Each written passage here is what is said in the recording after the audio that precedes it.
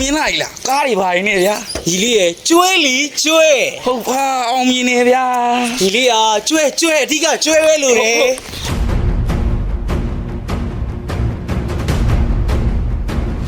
ဟာကိုနက်ကကားနဲ့ခုဆိုင်ငယ်နဲ့ဘယ်လိုဖြစ်တာအောင်ကိုရဲ့ ဒီလေးရဲ့မွန်တယ်ပြီလေမွန်တယ်တော့ကျွဲပါ ဟာဗျာ